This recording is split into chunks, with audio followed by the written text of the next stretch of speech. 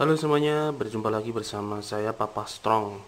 Ya, pada kesempatan kali ini saya ingin membahas tentang kenapa sih kita ini sulit sekali untuk masuk sub 20 ya. Jadi buat teman-teman yang saat ini ya masih berjuang untuk bisa sub 20, mungkin video ini bisa sedikit membantu ya. Mungkin ada teman-teman yang bingung sub 20 itu maksudnya apa sih gitu. Jadi sub 20 itu artinya teman-teman bisa menyelesaikan rubik di bawah 20 detik. Misalkan 19 detik, 18 detik, nah itu dihitung sub 20. Kan tetapi kalau misalkan teman-teman di atas 20, misalkan 21, berarti teman-teman sub 22 ya. Atau misalkan teman-teman biasa bisa menyelesaikan sekitar 28 detik, berarti teman-teman termasuk sub 30 ya, sub 29 atau sub 30. Nah, biasanya untuk pemula itu rata-rata yang bisa diselesaikan adalah kisaran di angka 20 ke atas, atau misalkan 25 detik sampai 30 detik pada awal-awal belajar rubik biasanya. Nah, berdasarkan pengalaman yang saya alami, bagaimana sih kita bisa meningkatkan speed kita supaya kita bisa mencapai solving di bawah 20 detik. Ada beberapa hal yang perlu kita perhatikan. Sebenarnya eh, cukup simpel ya. Dari metode yang kita pakai, yang biasa kita pakai adalah metode CFOP ya, atau cross, kemudian F2L, OLN, dan PLL ya. CFOP ya. Jadi metode yang ditemukan oleh Fredericks ya, seorang profesor ya, dimana metode ini sering sekali dipakai oleh para YouTuber di dunia ya. Nah, permasalahannya apa sih? Kenapa sih kok sulit sekali untuk bisa mencapai sub 20? Jangan kemana-mana, simak terus video ini ya. Yang mempengaruhi YouTuber bisa mencapai sub 20 adalah, yang pertama itu yang paling basic adalah membuat cross ya. Jadi membuat cross itu sangat-sangat basic sekali. Nah, biasanya para viewer pemula yang masih tahap-tahap belajar itu biasanya tidak efektif dalam membuat cross. Artinya banyak membuang waktu, banyak gerakan yang sebenarnya tidak diperlukan, sehingga waktunya menjadi sangat lebar. Sebagai contoh seperti ini ya, biasanya kalau kita bikin cross kan umumnya kebanyakan di bawah itu putih ya, kita bikinnya cross putih.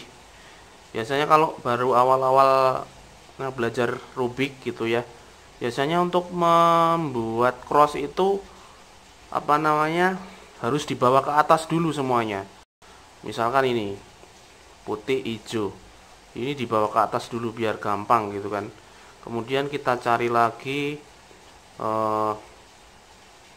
apa namanya,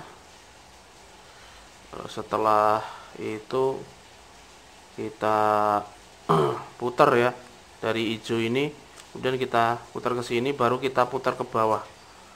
Nah, kemudian kita cari yang lain, ini ada orange, kita geser ke sini, kita geser ke bawah, sudah jadi dua. Kemudian selanjutnya ini ada warna merah, kita geser ke bawah ini, kemudian jadi tiga. Lalu kita baru geser, cari birunya ya, kita geser ke samping, kita ke bawah, baru jadi empat. Nah, sudah berapa banyak gerakan yang sebenarnya mubadir ya, bukan mubadir sih, artinya terlalu banyak gerakan yang kemudian membuat waktu itu semakin panjang. Jadi biasanya umumnya kalau saya dulu biasanya untuk membuat cross pada awal-awal saya belajar rubik, biasanya saya bawa ke atas dulu semuanya. Misalkan ini hijau, ini biru, berarti saya harus bawa ke atas dulu begini. Satu ya, berarti berapa gerakan ini kita hitung. 1, 2, 3, 4. Kemudian warna hijau di sini 5, 6, ya.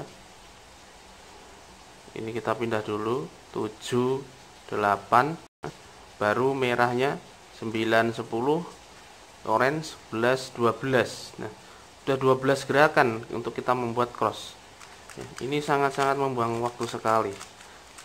Biasanya dari literatur yang sudah banyak diajarkan oleh para cuber internasional ya, contohnya teman-teman bisa belajar di channelnya JPerm ya, Jpermutasi, itu bagus sekali menurut saya channelnya. Kita disarankan untuk membuat cross itu paling enggak 8 gerakan.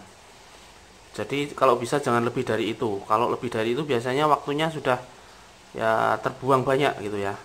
Ya kita contoh ya, contoh biasanya yang dilakukan cuber pemula ini, misalkan warna hijau berarti kita pindah dulu birunya supaya enggak ikut ke bawah. Biasanya gini, 1 ya, 2, kemudian di sini ada warna biru 3 4 5, kemudian ada warna merah di sini 6 7 8 9. Nah, ini baru diputar ke sana 10 11 12 13 14 gerakan baru bisa jadi cross. Ini sangat-sangat boros waktu sekali ya. Nah, jadi kunci yang pertama adalah teman-teman yang baru belajar Rubik, yang baru sub 30 atau sub 25, yang pengen masuk ke sub 20, teman-teman harus memperbaiki. Yang pertama adalah crossnya dulu. Crossnya teman-teman harus perbaiki.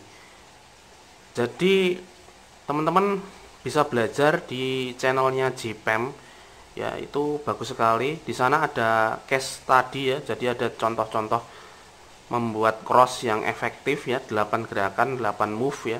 Mungkin di sana bahasa Inggris ya, tapi bagi teman-teman yang nggak begitu paham bahasa Inggris, teman-teman sebenarnya bisa memahami kok secara apa namanya, gerakan gitu ya. Nggak harus pintar bahasa Inggris, cukup teman-teman ambil intinya aja, teman-teman bisa belajar dari situ. Nah, kita disarankan untuk membuat cross itu 8 gerakan saja, jadi tidak lebih dari itu, karena kalau lebih dari itu akan membuang banyak waktu ya. Sebagai contoh, misalkan kita bikin crossnya dari sini ya, kita hitung saja. Biru di sini, kemudian oranye di sini, hijau di sini, merah di sini ya. Kita bikin 8 gerakan coba. Agak susah ini crossnya.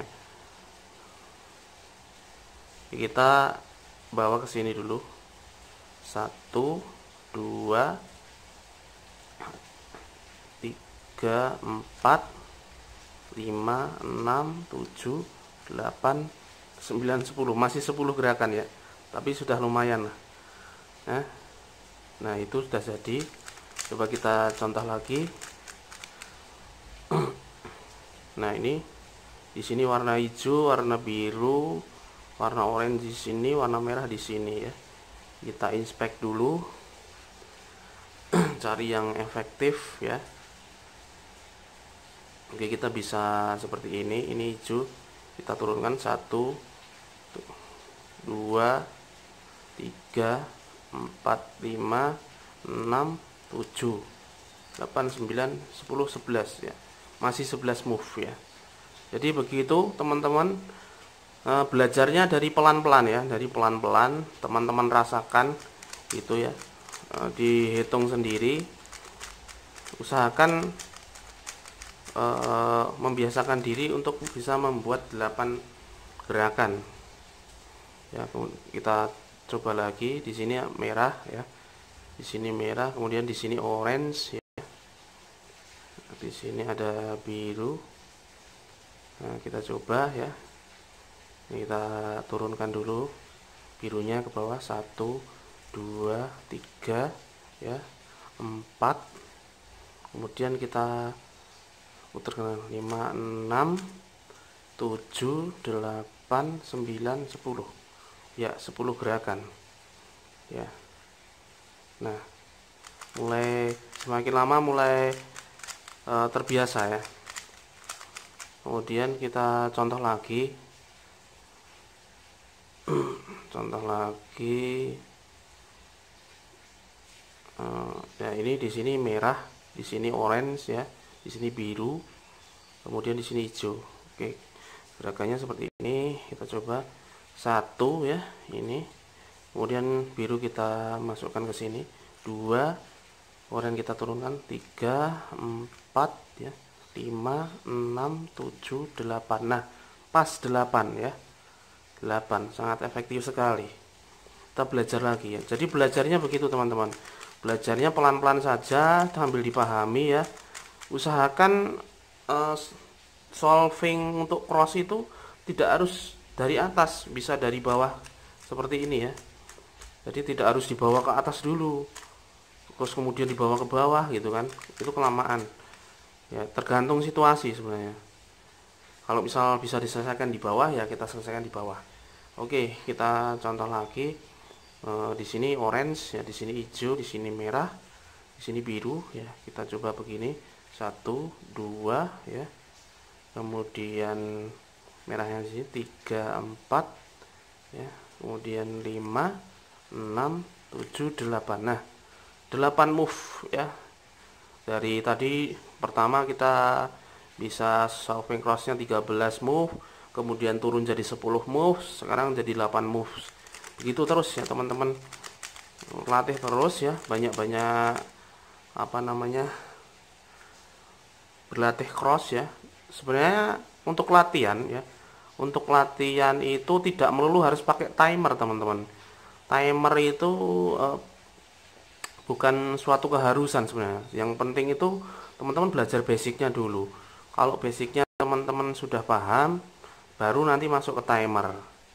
Sebab kalau kita ngandalin timer terus nanti bisa-bisa nggak berkembang kita. Jadi yang penting paham dulu. Nah, kita coba lagi ya sampel ya. Di sini merah, di sini orange ya, di sini biru, di sini hijau ya.